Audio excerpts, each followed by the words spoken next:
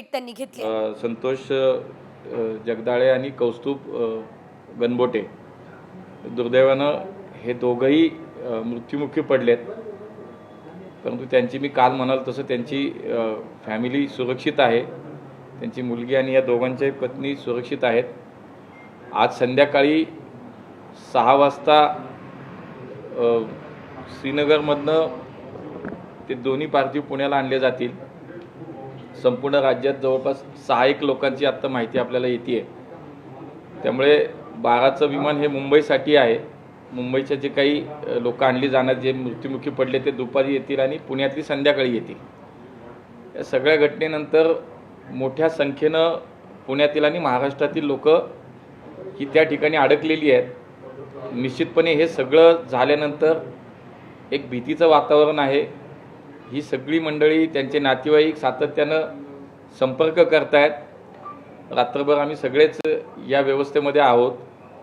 माननीय मुख्यमंत्र्यांनी सुद्धा स्पष्टपणे याच्यामध्ये आम्हा सगळ्यांना सूचना दिल्यात की आपण हे सगळ्या लोकांना परत आणण्यासाठीचे प्रयत्न केले पाहिजेत.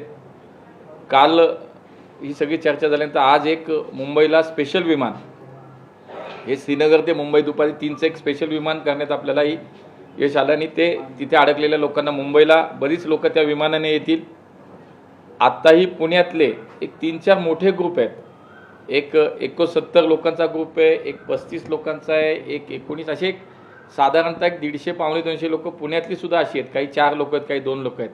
आम्ही 24 तास झालं मागच्या संपर्कात या सगळ्यांच्या आहोत आणि आत्ताही या लोकांसाठी एक स्वतंत्रपणे मुंबई मार्गे पुण्याला एक विमान बुक करण्यासाठीचं एक स्पेशल फ्लाईट करण्याचे प्रयत्न सुरू आहेत. त्या लोकांना आम्ही हा विश्वास दिला आहे की काळजी करू नका, आम्ही सगळे तुमच्या सोबत आहोत. त्यामुळे लहान मुलं आहेत, ज्येष्ठ नागरिक आहेत, या सगळ्यांना आज थोडं अवघड आहे, पण उद्या, आज झालं तर आजच करू, नाही तर उद्या एक स्वतंत्र स्पेशल असं विमान आपल्या या पुण्यातल्या सुद्धा सगळ्या लोकांसाठी आपण करतोय. त्या संदर्भातली चर्चाही आमच्या मंत्रालयातल्या संबंधित अधिकाऱ्यांशी झाली, एअरलाईन्स कंपनीशी झाली आहे. त्या ठिकाणचे जे कलेक्टर आहेत, या श्रीनगरच्या कलेक्टरांशी सुद्धा आमची सातत्याने चर्चा या विषयात सुरू आहे की आज ती लोक कधी येतील, कधी ही आपली मृत्युमुखी पडलेली लोकांना कधी सोडणार, तिथून कधी येतील, हे सुद्धा चर्चा सुरू आहे. एक विशेष करून गृह विभागाचे आपले एक जॉईंट सेक्रेटरी त्या ठिकाणी आहेत, ते महाराष्ट्रीयन आहेत. मला विशेष उल्लेख करावा लागेल की लोखंडे म्हणून ते आपल्याला खूप या सगळ्या विषयात मदत पण करतायत, आपल्या लोकांना तिथं आधार द्यायचे काम करतायत. त्यामुळे सगळ्या पातळीवरती काम सुरू आहे. राज्याचे मुख्यमंत्री देवेंद्रजी या सगळ्या गोष्टींवरती लक्ष ठेवून आहे. मी त्यांच्या सातत्यानं संपर्कात आहे. त्यामुळे महाराष्ट्रातली, पुण्यातली अडकलेली लोक जी आहेत, म्हणजे उद्या जी म्हणलं की मी एक स्वतंत्र स्पेशल अशी फ्लाईट आपण करतोय, त्यात मुंबईतले लोक येतील, पुण्यातले लोक येतील, अशी व्यवस्था आपण आता करतोय. त्यामुळे परिस्थिती आता हळूहळू ती अडकलेल्या प्रवाशांच्या संदर्भात त्यांची जी भीती आहे किंवा ती निश्चितपणे थोडी आता ती साधारण होती आहे. आम्ही सगळे त्या लोकांच्या संपर्कात आहोत. पुण्याचे सुद्धा कलेक्टरनी आत्ता सकाळी माझंही त्यांच्याशी बोलणं झालं. अजितदादा पालकमंत्री, त्यांच्याशी आमचा संवाद झाला आहे. त्यामुळे पुण्याच्या सुद्धा कलेक्टरनी एक नंबर दिला आहे. मलाही या आपल्या माध्यमातून नागरिकांना आवाहन करीन की आपणही सगळ्यांनी हा नंबर आपल्याकडे असावा. आपले कोणी नातेवाईक, मित्रपरिवार जर तिथे अडकले असतील तर आपणही या नंबरवरती ताबडतोब संपर्क करावा. पुणे कंट्रोल रूमचा नंबर मी आपल्याला या ठिकाणी सांगेन. मोबाईल नंबर आहे 9370 960 061. मी पुन्हा सांगतो, 9370 960 061.